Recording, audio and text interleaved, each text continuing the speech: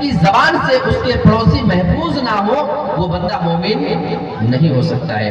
اب ایک حدیث سنا رہا ہوں، یہ مرد حضرات غور سے سنیں گے اور ہماری ماں اور بہنیں تو بالکل کان کی پردے کھول کر اس کے سنیں حدیث، بس یہ حدیث آپ کے لیے۔ ایک صحابی رسول اللہ کے نبی کے پاس آتے ہیں، کہنے لگے اللہ کے نبی ایک عورت ہے بہت زیادہ دیندار ہونے ایک عورت ہے، تو ذکر من کثرت صیامها وصلاتها وصدقتها، اے اللہ کے نبی ایک بہت ہی زیادہ نیک عورت ہمارے سماج اور سوسائٹی کے اندر پائی جاتی ہے، وہ سب سے زیادہ نماز پڑھا کرتی ہے، یعنی فرض نمازوں کے علاوہ وہ نفل نماز سب سے زیادہ پڑھا کرتی ہے، وہ تہجد گزار ہے، وہ بہت ہی زیادہ نفل نمازیں پڑھا کرتی ہے، وَصْنَعَاتِهَا نماز کی وجہ سے اور روزے کی وجہ سے اس کا بہت ہی زیادہ تذکرہ کیا جاتا ہے، وہ رمضان کے روزے تو رکھا کرتی ہے اور رمضان کے علاوہ سال بھر میں نفل روزے وہ بہت ہی زیادہ رکھا کرتی ہے، وَصَدَقَتِهَا اے اللہ کے نبی وہ عورت اللہ کے راستے میں بہت ہی زیادہ صدقہ خیرات کیا کرتی ہے، صدقہ خیرات کرنے میں اس کا کوئی مقابلہ نہیں ہے، سب سے زیادہ وہ عورت غریبوں کا خیال کرا کرتی ہے اور اللہ کے راستے میں سب سے زیادہ دیا کرتی ہے۔ اس آدمی نے اتنی بڑی بڑی باتیں اس عورت کے بارے میں بتائی اور آگے کیا کہتا ہے، غیر انہا توزی جیرانہا بلسانہا، اے اللہ کے نبی وہ نماز تو سب سے زیادہ پڑھا کرتی ہے، وہ روزہ تو سب سے زیادہ رکھا کرتی ہے، صدقہ خیرات تو سب سے زیادہ کیا کرتی ہے، لیکن اللہ کے نبی وہ عورت اپنی زبان سے اپنے پڑوسیوں کو تکلیف بھی سب سے زیادہ پہنچایا کرتی ہے، اپنی زبان سے اپنے پڑوسیوں کو وہ دکھ اور تکلیف دیا کرتی ہے۔ جیسے اللہ کے نبی نے سنا وہ عورت ایسی ہے جس کی زبان سے اس کے پڑوسی محفوظ نہیں، سب سے زیادہ نمازی ہے، سب سے زیادہ صدقہ خیرات کرنے والی ہے، سب سے زیادہ روزے دار عورت ہے۔ میں فرائض کی بات نہیں کر رہا ہوں، فرض تو کرتی ہی کرتی ہے بلکہ نفل کام بھی بہت ہی زیادہ کیا کرتی ہے، لیکن اللہ کے نبی جب یہ اس عورت کے بارے میں سنتے ہیں اس کی زبان سے اس کے پڑوسی محفوظ نہیں ہے، بہت تکلیف دیا کرتی ہے، اللہ کے نبی ارشاد فرماتے ہیں قال ہی فی النار، ایسی عورت پھر جہنم کے اندر جانے والی ہے۔ میرے پیارے ساتھی ہم دیکھ رہے ہیں گھر میں ہماری ماں نمازی ہے، روزے دار بھی ہے، ہر نماز کے بعد قرآن کی تلاوت بھی کیا کرتی ہے، لیکن کیا کسی بھی پڑوسی سے مل کر ہم نے یہ جاننے کی کوشش کی ہے کہ کیا کسی ہمارے گھر کی ماں بہن بیٹی سے کسی پڑوسی کو کوئی تکلیف تو نہیں پہنچ رہی ہے؟ اور ایسا تو نہیں وہ عورت تو نہ سمجھ ہے، عورت کو اتنی زیادہ سمجھ نہیں ہوتی ہے۔ میرے پیارے ساتھیوں آپ اپنی ذمہ داری کو یہ ادا کر دیتے اور پڑوسیوں سے معلوم کر کے اگر کسی پڑوسی کو کوئی تکلیف آپ کے گھر کی ماں بہن بیٹی سے ہو تو آپ اس کو آگے سمجھائیں، ڈانٹ کر کے اس کو اپنے اندر میں رکھنے کی کوشش کریں، کسی بھی پڑوسی کو تکلیف نہ پہنچانے۔ ہم نے اس معاملے میں کتنا کام کیا؟ وہ آدمی کہنے لگا اللہ کے نبی ایک اور عورت پائی جاتی ہے تو ذکر من قلت صیامہا وصلاتہا وصدقتہا، اے اللہ کے نبی ایک اور عورت ہمارے سماج میں ہے، اس کا جب بھی ذکر ہوتا ہے تو وہ بہت زیادہ نمازی نہیں، فرض نماز پڑھ لیا کرتی ہے، وہ تہجد بہت زیادہ نہیں پڑھا کرتی ہے، وہ نفل نماز زیادہ نہیں پڑھ پاتی ہے، وہ عورت صرف رمضان کے روزے رکھا کرتی ہے اور رمضان کے علاوہ وہ زیادہ نفلی روزے نہیں رکھ پاتی ہے، وصدقتہا اور وہ صدقہ خیرات بہت تھوڑا کیا کرتی ہے، اس کے پاس زیادہ ہوتا ہی نہیں، تو دے گی کیا غریب عورت ہے اللہ کے نبی۔ اور حدیث کے الفاظ یہ بتاتے ہیں وَأَنَّهَا تَتَصَدَّقُ بِأَقْوَارٍ مِّنَ الْعَقِدِ، اے اللہ کے نبی وہ پنیر کے ٹکڑے اس کے پاس کبھی ہوتے ہیں تو اسی کو وہ صدقہ کر دیا کرتی ہے۔ کیا صدقہ کرتی ہے؟ پنیر کے معمولی سے ٹکڑے کبھی اس کے پاس آئے، وہ جو دودھ کا بنتا ہے جس کی سبزی وغیرہ پلا کے کھاتی ہے، اسی کو صدقہ خیرات کر دیا کرتی ہے، اس کے علاوہ اس کے پاس ہے ہی نہیں دینے کو، تو وہ عورت دے گی کہ اللہ کے راستے میں؟ اتنا کچھ اللہ کے نبی نے سنا۔ اس آدمی نے کہا اللہ کے نبی وَلَا تُؤْذِي جِيرَانَهَا بِلِسَانِهَا، اے اللہ کے نبی وہ عورت یہ سارے کام تو تھوڑی کیا کرتی ہے، لیکن اس عورت کی ایک بہت بڑی خوبی ہے، اس عورت کی ایک بہت بڑی کوالٹی ہے وَلَا تُؤْذِي جِيرَانَهَا بِلِسَانِهَا، اپنی زبان سے کسی بھی پڑوسی کو کبھی بھی وہ تکلیف نہیں پہنچایا کرتی ہے۔ اللہ کے نبی اتنا سنتے ہیں، آپ نے جب اس عورت کے بارے میں اس آدمی کی زبان سے یہ قیمتی باتیں سنی، وہ عورت اپنی زبان سے کسی بھی پڑوسی کو کوئی تکلیف نہیں پہنچاتی ہے۔ آپ نے فرمایا قال ہی فی الجنہ، اے میرے پیارے ساتھی پھر ایسی عورت جنت کے اندر جائے گی۔ اس عورت کو میں جنت کی بشارت دیتا ہوں۔ ہے ہماری گاؤں کے اندر، آؤ ذرا پڑوسیوں کے بارے میں کام کرو، آپ کتنی لاپرواہ ہوئی سمجھ رہے ہیں۔ تو پڑوسی کا حق کے اوپر حق ہوتا ہے۔ اچھا اب دیکھیے، والدین کی ذمہ داری اور اولاد کا جو حق ہے وہ ادا کرے، رشتہ داری ہو گیا، پڑوسی ہو گیا۔ اب ذرا سا سماج اور معاشرے میں تھوڑا اور آگے بڑھ کے آپ دیکھیے تو آپ کو دوسرے بہت سارے مسلمان ملیں گے جن کے ساتھ آپ کا اٹھنا بیٹھنا ہے، جو آپ کے رشتہ دار نہیں ہے، جو آپ کے پڑوسی نہیں ہے، آپ کو کچھ نہیں لگتے ہیں، بس ایک عام مسلمان ہے، وہ اللہ پہ ایمان رکھنے والا ہے۔ اب اس مسلمان کا کیا حق آپ کے اوپر بنتا ہے، کبھی اس معاملے پہ بھی کاش ہم غور کر لیتے۔ آئیے صحیح مسلم کی وہ پیاری حدیث ذرا دیکھتے ہیں۔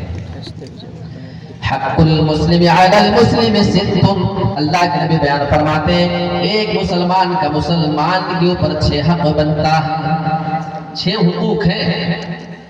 سب سے پہلا حق جو ہم مسلمانوں کو غیرت آتی ہے، اذا لقیتہ فسلم علیہ، جب تم کسی بھی مسلمان سے ملاقات کرو، جب تمہاری اس سے ملاقات ہو جائے، فسلم علیہ، تو تم اس سے سلام کر لیا کرو، یہ تمہاری ذمہ داری ہے۔ یہاں اللہ کے نبی نہ تو رشتہ داری کا حق بتا رہے ہیں، نہ پڑوسی کا حق بتا رہے ہیں، نہ تمہارے جان اور پہچان کے لوگوں کا حق بتا رہے ہیں، بلکہ آپ عام مسلمان ہیں، ہم عام مسلمان ہیں۔ اگر آپ ہمیں پہچان لیں کہ ہم مسلمان ہیں یا ہم آپ کو پہچان جائیں، اللہ کے نبی فرماتے ہیں اگر تمہاری ایک دوسرے سے ملاقات ہو جائے تو سلام کر لیا کرنا۔ السلام بھی ہم لوگوں کو اپنے مزاج کے اعتبار سے کرتے ہیں، لوگ سلام اسی آدمی کو کیا کرتے ہیں جس آدمی سے اس کی جان اور پہچان ہوا کرتے ہیں، جو آدمی عہدے میں اس سے زیادہ پہنچا اسی کو سلام کیا جاتا ہے۔ اپنے سے چھوٹے کو ہم سلام کریں، آج تو ہمارا مزاج ختم ہو چکا ہے اور ہماری غیرت ہم کو روکتی ہے کہ ہم کسی غریب آدمی سے سلام کر لیں۔ میرے پیارے ساتھیوں، اللہ کے نبی جناب محمد رسول اللہ کا معاملہ ذرا دیکھیں، اللہ قرآن میں بیان فرماتا ہے وَرَفَعْنَا لَكَ ذِكْرَكَ، اے میرے نبی ہم نے تو آپ کے معاملے کو اتنا زیادہ بلند کر دیا ہے، آپ کا مقام اور مرتبہ ہم نے اتنا زیادہ بلند کر دیا ہے۔ میرے پیارے ساتھیوں، ہمارے پاس تھوڑی سی دولت آ جاتی ہے، غریب کو ہم انسان نہیں سمجھا کرتے، ہم کسی غریب کے سامنے پہلے سلام کرنے میں ہچکچاہٹ محسوس کیا کرتے ہیں، ہماری ضمیر ہمارا ضمیر ہم کو گوارا نہیں کرتا ہے کہ ہم کسی سے سلام کر لیا کریں۔ آؤ اس نبی کا معاملہ ذرا دیکھتے ہیں جو اللہ کے بعد پوری دنیا میں سب سے زیادہ عظیم ہے۔ اگر رب کو چھوڑ کر پوری دنیا میں سب سے اونچا مقام کسی کا ہو سکتا ہے تو وہ مقام جناب محمد رسول اللہ کا ہو سکتا ہے، لیکن اسلام کے معاملے میں صرف آپ آدر نہیں کر رہے ہیں، صرف آپ نے زبان سے کہا نہیں بلکہ آپ نے اس کو کر کے بھی دکھا دیا ہے۔ اللہ کے نبی مدینہ کی گلیوں میں گزرا کرتے تھے، چھوٹے چھوٹے معصوم بچے آپ کے سامنے آ جایا کرتے تھے، آپ ان بچوں سے پہلے بڑھ کر کے سلام کر لیا کرتے تھے میرے پیارے ساتھیوں، لیکن سلام کرنے کی وجہ سے آپ کی عزت میں کوئی کمی نہ آئی، آپ کی شان و شوکت میں کوئی کمی نہ آئی۔ اللہ بیان فرماتا ہم نے آپ کے مقام کو اتنا زیادہ بلند کر دیا کہ کوئی وہاں تک نہیں پہنچ سکتا ہے۔ پھر آج ہمیں کون سی چیز روک رہی ہے کسی کے یہاں سلام کرنے سے؟ ایک حق ہو گیا سلام کرنا، اور دوسرا حق وَإِذَا دَعَاكَ فَأَجِبْهُ، اگر تمہیں کوئی دعوت دے، کوئی اپنے گھر پہ بلائے، کوئی کسی بھی دعوت پہ بلائے تو تم اس کی دعوت کو قبول کر لینا، وہاں شریک ہو جانا۔ اگر جائز دعوت ہے تو ناجائز اور حرام دعوت تو وہاں نہیں جانا، لیکن حلال اور جائز دعوت ہے تو آپ وہاں ضرور جائیں۔ بسا اوقات ہم کسی دعوت میں صرف اس بنا پہ نہیں جاتے کہ تم نے ہمارے دشمن کو بھی بلا لیا ہے، سنے نا بہت سارے لوگ۔ اب ایک جگہ شادی ہے، اس بندے کی نہ آپ سے دشمنی ہے نہ ان سے دشمنی ہے، دو گروپ کے لوگ ہیں، اور جس آدمی کے گھر پہ شادی ہے، ولیمہ ہے، وہ دونوں سے مل کے رہنا چاہ رہا ہے تو ان کو بھی دعوت دے، اور ان کی دشمن جو ٹیم ہے نا، گروپ جو ایک دوسرے کو دشمن سمجھ رہے ہیں تو یہ اس وجہ سے دعوت قبول نہیں کرتے کہ تم ہمارے دشمن کو کیوں بلا رہے ہو رہا ہے نا ایسا؟ جی اللہ کے نبی بیان فرماتے ہیں کہ کوئی دعوت دے تو دعوت قبول کر لینا. یہاں یہ ہمارا بیچارہ مسلمان کہہ رہا ہے کہ دیکھ تو ہم کو بلانا چاہتا ہے تو اس کو مت بلانا. دیکھ رہے ہیں بند الفاظ میں اللہ کے رسول کی مخالفت کا کتنا کھلا کھلا پیغام دے رہا ہے. رسول کی مخالفت کر رہا ہے. اللہ کے نبی نے فرمایا تمہیں دعوت دے چلے جانا. تمہیں کیا مطلب وہ کس کو بلا رہا ہے کس کو نہیں؟ تمہیں دعوت ملی تم جا کے کھا کے آ جاؤ. تمہیں اس کے پلیٹ میں تھوڑی بیٹھ کے کھانا ہے. میرے پیارے ساتھیوں ہم نے اپنا مزاج بدل دیا ہے. ذرا اس معاملے میں بھی ہمیں اپنے اندر اصلاح پیدا کرنے کی ضرورت ہے. دعوت کے معاملے میں ہاں ہم ان کی دعوت پہ ضرور جائیں گے جو گاؤں کے سب سے بڑے چودھری ہوں گے, جو گاؤں کے سب سے بڑے سیٹھ آدمی ہوں گے. ان کی دعوت ہم کبھی مس نہیں کرتے, کبھی نہیں چھوڑ سکتی ہے. کوئی غریب آدمی بلا لے تو ہمیں ان کے گھر پہ جانے کے لیے فرصت نہیں ہے, ہم شرمندہ کر دیتے ہیں. اللہ کے نبی اور بڑے بڑے صحابہ ایک معمولی صحابی کے گھر پہ جا کے دعوت کھا کے آ جایا کرتے تھے, لیکن اللہ کے نبی کی عزت میں کوئی کمی نہیں آتی تھی. وَإِذَا دَعَاكَ فَأَجِبْهُ. ایک اور اہم بات ہے وَإِذَا اسْتَنصَحَكَ فَانصَحْهُ. اگر کوئی تم سے نصیحت مانگے, کوئی خیر خواہی کا مطالبہ کرے کہ ہمیں کوئی اچھی بات بتائے, کوئی معاملہ اگر اس کا الجھا ہوا ہے تو اللہ کے نبی نے فرمایا اسے اچھی نصیحت کر دینا, اچھا مشورہ اس کو دینا, کبھی اس کو نقصان والے معاملے اس کے سامنے نہیں بیان کرنا, اچھا مشورہ دینا.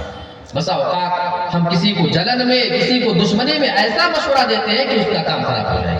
غلط بات ہے. یاد رکھیے اس معاملے میں ہمیں اپنے اندر سدھار پیدا کرنے کی ضرورت ہے. اور چوتھا اللہ کے نبی بیان فرماتے ہیں, بڑی عام بات ہے, وَإِذَا عَطِسَ فَحَمِدَ اللَّهَ. اگر کسی بندے کو چھینک آئے اور چھینکنے کے بعد اگر وہ الحمدللہ کہتا ہے تو آپ اس کو یرحمک اللہ بول کر کے اس کا جواب دے دیں. یہ آپ کو معلوم ہے. یہ 4 ہو گیا. اب 5ویں چیز بڑی اہم ہے, اور اس معاملے کو ہمارے بھائی اور بہنیں سب ذرا غور سے دیکھیں. وَإِذَا مَرِضَ فَعُودُهُ. اگر ایک مسلمان بیمار پڑ جائے تو تم اس کی عیادت کرنے کے لیے چلے جانا.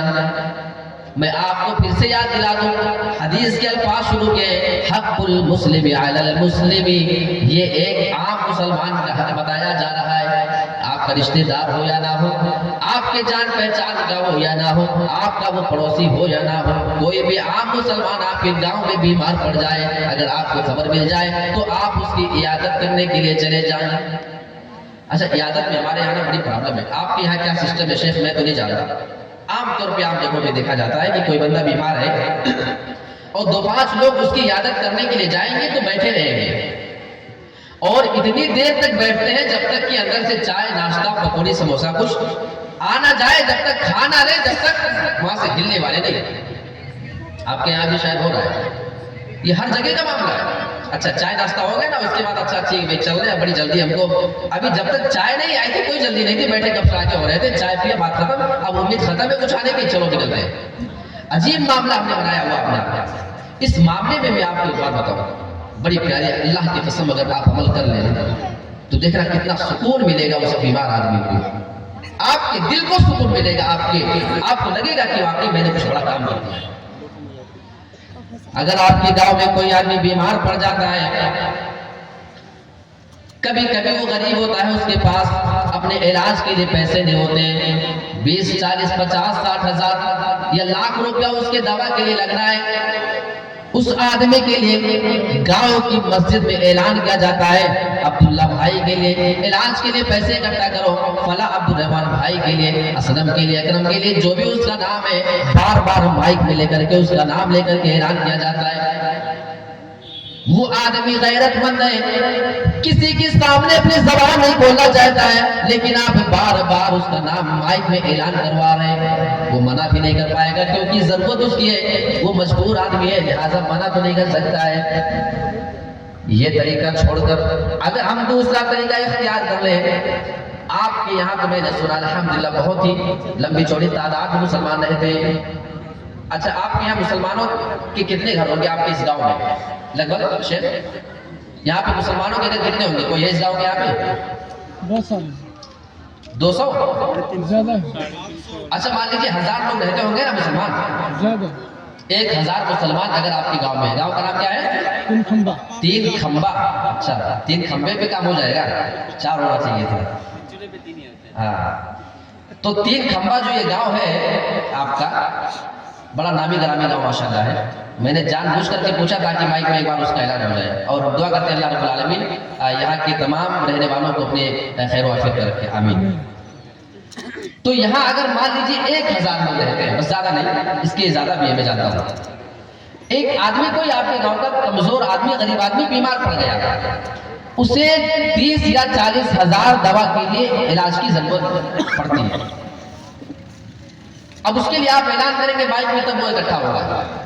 آپ ایک طریقہ اختیار کر لینا، اللہ کے نبی نے بیان فرمایا جب کوئی بیمار پڑے تو اس کی عیادت کر لینا۔ کوئی امیر آدمی بیمار پڑے گا، اس کی عیادت میں صبح شام دوپہر تینوں ٹائم روٹین کے ساتھ جاتے ہیں نا؟ ہاں صبح بھی جائیں گے، دوپہر میں بھی، شام کو بھی، پھر سوتے سوتے ایک چکر اور لگا کے آئیں گے۔ یہ نہ ہو کہ دیکھو وہ آئے نہیں، کیونکہ امیر آدمی ہے نا، ہم غریبوں کی عیادت نہیں کرتے۔ کتنے غریب 1 مہینے سے بیمار ہیں، بستر پہ پڑے پڑے وہ پریشان حال ہے، لیکن آج تک ہم نے ان کے دروازے پہ اپنے قدم نہیں رکھے۔ کیا یہی ہماری شریعت ہے؟ میرے پیارے ساتھیوں، اللہ کے نبی نے بیان فرمایا کوئی مسلمان بیمار پڑ جائے اس کی عیادت کرنے کے لیے تم چلے جانا، اور اس کی بہت بڑی فضیلت بھی اللہ کے نبی نے بتائی ہے۔ تو عیادت کا ایک طریقہ میں آپ کو بتاتا ہوں۔ آپ کے گاؤں میں کوئی آدمی بیمار پڑ جائے، آپ کے گاؤں میں 1000 لوگ رہا کرتے ہیں، ہر بندہ اس کی عیادت کرنے کے لیے جائے اور ایک چھوٹا سا لفافہ بنا لے، کسی بھی کاغذ میں چھوٹی سی رقم وہ رکھ لے، کسی کی حیثیت 50 روپیہ کی، وہ 50 روپیہ اس کے اندر ڈالے، کوئی اس میں 100 بھی ڈالے گا، کوئی 500، کوئی 1000، کوئی 2000 بھی اس میں ڈال دے گا۔ ہر آدمی اپنی اپنی اوقات کے اعتبار سے کوئی 10 اور 20 روپیہ اس میں رکھے، جو بھی اللہ نے آپ کو دیا ہے آپ اپنی حیثیت کے مطابق اس لفافے میں وہ رقم کو رکھیں اور آپ اس کی عیادت کرنے کے لیے جائیں۔ اور عیادت کا ایک طریقہ یہ بھی ہے کہ بیمار آدمی کے گھر پہ جا کر کے بہت دیر تک نہ بیٹھے، وہاں ہنسی مذاق کی باتیں نہ کریں، وہاں پہ جائیں، دعا دیں اور اس کی حال چال معلوم کرنے کے بعد آپ واپس آ جایا کریں۔ ابھی جو آپ نے رقم رکھی ہے آپ اس کی عیادت کریں اور تنہائی کا انتظار کریں۔ جب آپ تنہائی دیکھیں، آپ کو کوئی وہاں پہ دیکھ نہیں رہا ہے، آپ چپکے سے وہ لفافہ جو آپ رقم وہ پیسہ لے کر کے گئے ہوئے اس آدمی کے تکیے کے نیچے آرام سے ڈالے چپکے سے، اور بولا میرے بھائی یہ میری جانب سے تمہارے دوا علاج میں کچھ کام آ جائے گا۔ ایسے اگر 1000 لوگ ایک دن میں اس آدمی کی عیادت کر کے آ جائیں، 2-3 دن کے اندر عیادت کر کے آ جائیں، میرے پیارے ساتھیوں اللہ کی قسم پھر اس آدمی کا نام مائک پہ لے کر اعلان نہ کرنا پڑے گا۔ اس آدمی کے علاج کے لیے 20,000 روپیہ کی ضرورت ہے، آپ لوگ اس کے لیے صدقہ خیرات کریں اور اس کا نام لے کر مائک میں اس کو رسوا نہ کیا جائے گا، بلکہ ایک ہی دن کے اندر اس آدمی کے تکیے کے نیچے لفافے بھر جائیں گے اور وہ آدمی اس کو نکال کر دیکھے گا تو نہ جانے کب 20, 30, 40, 50,000 روپے اکٹھا ہو جائے گا۔ صحیح بتا رہا ہوں کہ نہیں؟ ہو جائے گا کہ نہیں ہو جائے گا؟ 1000 لوگ اگر 100 روپیہ لے کر چلے جائیں تو کتنا ہو جائے گا؟ آپ غور کر رہے ہیں، بہت بڑی چیز ہوتی ہے۔ ہم اکیلے دیں گے تو کم ہوگا، 1000 لوگ جب مل کر دیں گے اور تھوڑا تھوڑا دیں گے تو بہت زیادہ ہو جائے گا۔ بولو ایسا کریں گے انشاءاللہ؟ صرف امیروں کی عادت کرتے ہیں کیا؟ صرف امیروں کی نہیں میرے پیارے ساتھی، اللہ کے نبی اپنے دشمن کی عادت کر لیا کرتے تھے۔ وہ واقعہ ہے نا معلوم؟ ایک عورت جو آپ پہ کوڑا وغیرہ ڈالتی تھی، وہ بیمار پڑی، اللہ کے نبی پہ دوسرے دن کوڑا نہیں ڈالا، آپ نے سوچا وہ بڑھیا کہاں گئی بھائی؟ لوگوں نے بتایا اللہ کے نبی وہ تو بیمار ہے، اب وہ آپ کی دشمن تھی نا، ہاں دشمن تھی، اللہ کے نبی اس کی عادت کرنے کے لیے جاتے ہیں۔ یہ نبی کا اخلاق ہے میرے پیارے ساتھیوں، لقد کان لکم فی رسول اللہ اسوۃ حسنہ، تمہارے لیے رسول اللہ کی زندگی میں بہترین نمونہ ہے، ہر معاملے میں، اٹھنے میں، بیٹھنے میں، معاملات میں، لین دین میں، معاملات میں اور مسلمانوں کے حقوق کی ادا کرنے میں بھی اللہ کے نبی ہمارے اور آپ کے لیے نمونہ اور آئیڈیل ہے۔ تو یہ 5 حقوق، ایک آخری بات اس حدیث کے اندر جو آئی ہے، اللہ کے نبی نے فرمایا وَإِذَا مَاتَ فَاتَّبِعُوا، جب کوئی بھی مسلمان انتقال کر جائے، وہ دنیا سے اب جا چکا ہے، اب تم اس کے جنازے کے پیچھے پیچھے چلے جانا، اس کی جنازے کی نماز پڑھ کے آنا۔ دیکھو جنازے کی نماز فرض کفایہ ہے۔ فرض کفایہ کا مطلب یہ ہوتا ہے کہ اگر گاؤں کے کچھ لوگ، سماج کے کچھ لوگ اس کام کو کر لیں تو وہ حق سب کی جانب سے ادا ہو جائے گا۔ جیسے کچھ لوگوں نے کسی کی جنازہ کی نماز پڑھ لیا تو سب کی طرف سے وہ ادا ہو جائے گا، اب کوئی بھی بندہ گنہگار نہیں ہوگا، لیکن اگر کوئی نہ کرے تو سب گنہگار ہوں گے، یہ یاد رکھیں، فرض کفایہ اسی کو کہتے ہیں، ایسا فرض جس کو کچھ لوگ ادا کر دیں تو وہ کافی ہو جائے گا۔ یہ الگ بات ہے کہ ہم کسی کے جنازے میں یوں ہی نہیں جانا چاہتے ہیں، کوئی مسئلہ نہیں، لیکن ہم اس وجہ سے اگر کسی کے جنازے میں نہ جائیں کہ وہ ہمارا دشمن ہے، اگر یہ والی بات ذہن میں آ گئی تو یاد رکھیں اب یہ غلط بات ہے۔ ہم نے کتنے لوگوں کو دیکھا ہے، ایک بندے کا انتقال ہو گیا تھا، اس آدمی کا جنازہ لوگ لے کر کے جا رہے ہیں، اپنے چھت پہ اس کا ایک بندہ جو دنیا میں جب وہ بندہ زندہ تھا اس کا دشمن ہوا کرتا تھا، وہ بندہ اپنے چھت پہ چکر لگا رہا ہے، گھوم رہا ہے اور وہ صحیح سلامت بھی ہے، اس آدمی کا جنازہ جاتے ہوئے دیکھ رہا ہے، لیکن یہ بندہ اس آدمی کے جنازے میں صرف اس وجہ سے نہیں جا رہا ہے کہ بندہ جو مر چکا ہے یہ دنیا میں جب زندہ رہا کرتا تھا تو اس کا دشمن ہوا کرتا تھا، اس کے یہاں کھان پان نہیں ہوا کرتا تھا، کسی معاملے میں میں ہو چکا تھا، اس کی اس سے بنا نہیں کرتی تھی۔ میرے پیارے ساتھیوں، آج ہماری غیرت ہمیں اس معاملے میں روک رہی ہے۔ اللہ کے نبی نے فرمایا وَإِذَا مَاتَ فَاتَّبِعُوا، جب کوئی مسلمان مر جائے تو اس کی عیادت کے لیے چلے جانا، اس کے جنازے کی نماز میں اس کے پیچھے پیچھے چلے جانا۔ تو یہ اللہ کے نبی نے ایک حق بتایا ہے۔ سماج اور معاشرے کی اصلاح میں ایک آخری بات میں مختصر اپنے آپ کے سامنے رکھ کے بات ختم کر دوں۔ اس سماج اور معاشرے کی ایک بہت بڑی برائی یہ ہے کہ آج ہماری مسلم لڑکیاں مرتد ہو رہی ہیں، غیر مسلموں کے ساتھ وہ بھاگ کر کے شادی کر رہی ہیں۔ اس معاملے میں اللہ کی قسم اگر ہم نے غور نہ کیا، لاکھوں لوگ، لاکھوں لڑکیاں ایسی ہیں جو غیر مسلم کے ساتھ جا چکی ہیں، یہ مسئلہ یاد رکھیں۔ ابھی ممبئی میں کچھ سال پہلے مہاراشٹرا کے اندر ایک یاچکا دائر کی گئی، لکھت طور پہ باقاعدہ ایک درخواست دیا گیا عدالت کے اندر۔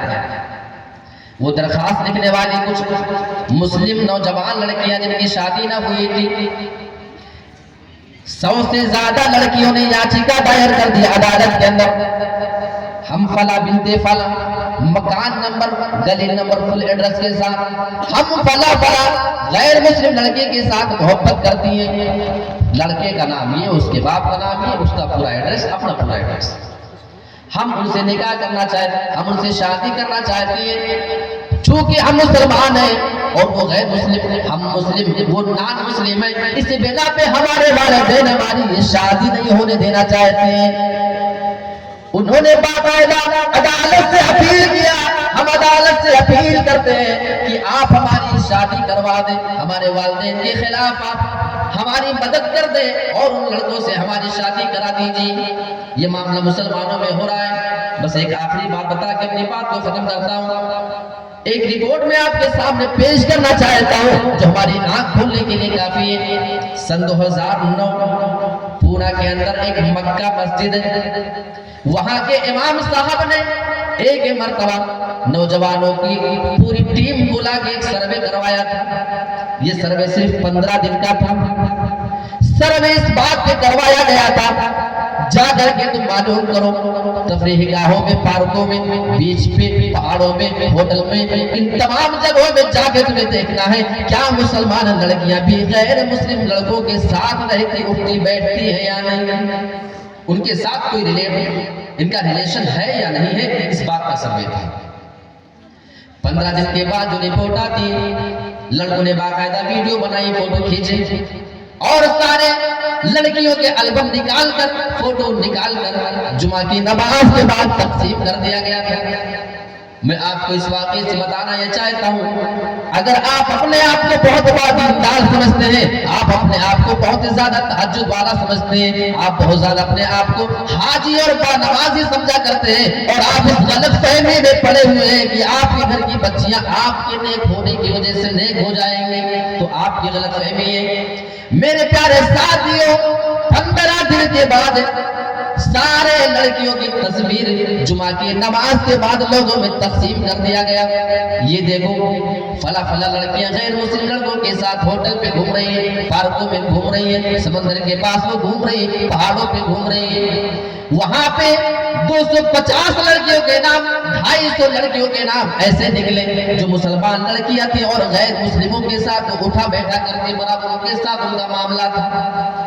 جب لوگوں نے تصویر دیکھا تو پریشان ہو جاتے ہیں، لوگ لڑکی کو پہچان گئے، فلاں لڑکی ہے، ارے یہ تو فلاں حاجی صاحب کی بیٹی ہے، ارے یہ تو اس آدمی کی بیٹی ہے جس کی کبھی تہجد کی نماز نہیں چھوٹا کرتی ہے، جس کی کبھی فجر کی پہلے کی سنت نہیں چھوٹا کرتی ہے، جو بندہ ہمارے سماج میں سب سے زیادہ نیک، سب سے زیادہ پرہیزگار مانا جاتا ہے، یہ فلاں لڑکی اس کی بیٹی بھی کسی غیر مسلم کے ساتھ جا کے گلچھتیں اڑا رہی ہوتی ہے، لوگوں کی آنکھ کھل گئی۔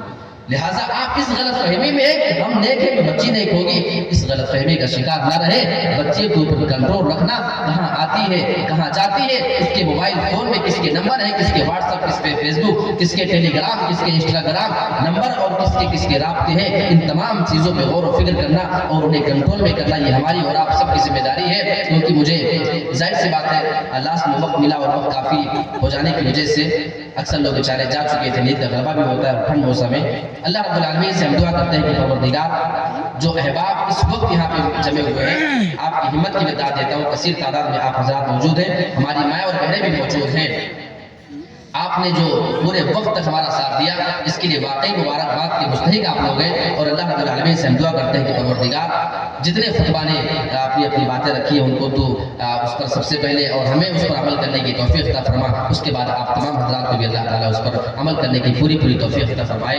آمین۔ وآخر دعوانا الحمد للہ رب العالمین، والسلام علیکم ورحمۃ اللہ وبرکاتہ۔